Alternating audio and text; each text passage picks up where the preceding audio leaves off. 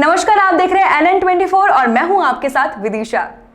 उत्तर प्रदेश के deputy CM Keshav Prasad Maurya ने विधानसभा अध्यक्ष सतीश महाना के मोहम्मद आजम खान की विधानसभा सदस्यता रद्द करने के फैसले का स्वागत करते हुए कहा कि अब रामपुर में रिक्त होडर सीट पर जब भी चुनाव होगा तब कमल ही खिलेगा।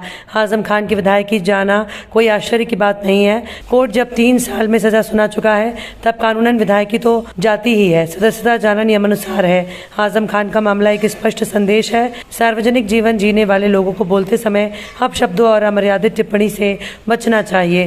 गौरतलब है कि उत्तर प्रदेश में रामपुर की MP MLA अदालत ने सपा नेता और विधायक आजम खान को भड़काऊ भाषण देने के मामले में गुरुवार को दोषी करार देते हुए 3 साल कैद और 25,000 रुपये जुर्माने की सजा सुनाई थी। सुप्रीम कोर्ट की तरफ से जुलाई 2013 में जारी दिशा निर्देशों के मुताबिक अगर सांसदों और विधायकों को किसी भी मामले में 2 साल से ज़्यादा की सजा होती है तो उनकी सदस्यता अदालत द्वारा सजा सुनाए जाने के दिन से समाप्त हो जाएगी। तो जैसे सजा होती है 3 वर्ष की, बहुत इसके पहले भी कई सदस्य अपनी सदस्यता गंवा चुके हैं और जब सजा हो गई तो सदस्यता जाना था।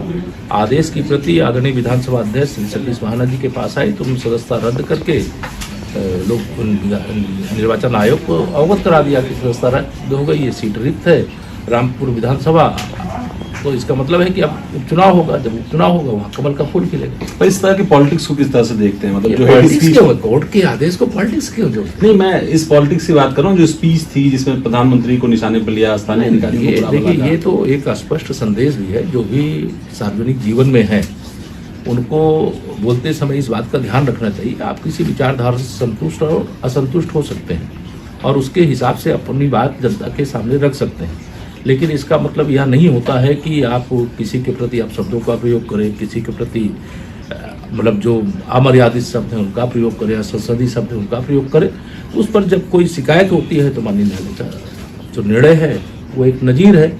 इसलिए आगे से मुझे उम्मीद है कि कोई भी इस प्रकार की बयानबाजी से बचेगा। अखिलेश यादव लगातार इसको लेकर के कर रहे हैं कि चुनाव आयोग ने उनको नोटिस किया है। अब वो ये कल कह रहे थे अपने कार्यकर्ताओं के साथ बयान में कि चुनाव आयोग ने चुनाव के समय क्यों नहीं रिएक्ट किया, अब क्यों रिएक्ट कर रहे हैं, तो गलत बात है। श्री अखिलेश यादव जी को चुनाव आयोग ने नोटिस दी है। उनका बयान था कि हर विधानसभा क्षेत्र में 20,000 मतदाताओं के नाम, विशेष तौर से उन्होंने जाति और समुदाय का उल्लेख किया था, वो काटे गए हैं और सार्वजनिक रूप से किया था। तो चुनाव आयोग ने उसका संज्ञान लिया होगा, उसकी नोटिस दिया है, तो आप उनका जवाब दें। तो कौन 20,000 लोग हैं? किसी संवैधानिक संस्था पर इस प्रकार से आरोप लगाने से पहले उसके तथ्य होने चाहिए, उसके कोई ना कोई प्रमाण होने चाहिए। अगर प्रमाण नहीं है तो सार्वजनिक रूप से क्षमा मांगे कि हमसे गलती हुई है। अगर प्रमाण है तो आयोग को दें।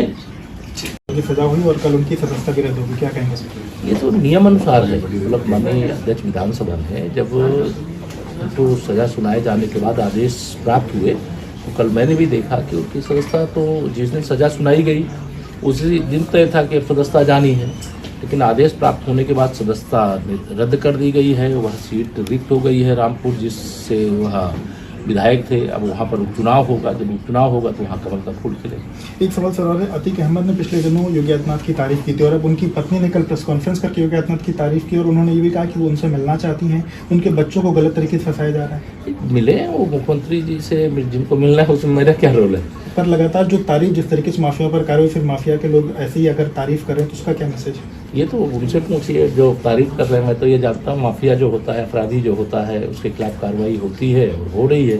बाकी कोई मिलना चाहता है मुख्यमंत्री जी से तो मुख्यमंत्री जी का और उसका विषय है जो मिलने के लिए। वो कह रहे हैं अधिकारी मिल करके हमारे खिलाफ कार्रवाई कर रहे हैं वहाँ के। तो जो होगा आपको कह रहे हैं तो वो जिनको कहना उनको कहेंगे, मेरा उसमें कोई रोल नहीं। बदकालों की सदस्यता निरस्त कर दी गई है क्योंकि 3 साल से ज़्यादा की सजा उनको हुई थी। देखिए, जब 3 साल की सजा होती है तो यह कानूनन भी अगर वो किसी भी सदन के सदस्य होते हैं तो उनकी सदस्यता जाती है। तो कल हमारे उत्तर प्रदेश विधानसभा के अध्यक्ष आदरणीय सतीश महाना जी ने माननीय न्यायालय के आदेश प्राप्त होने के बाद उनकी सदस्यता समाप्त करने का काम किया है और जिस सीट से वह विधायक थे वह सीट अब रिक्त हो गई है और जब उपचुनाव होंगे तो कमल खिलेगा।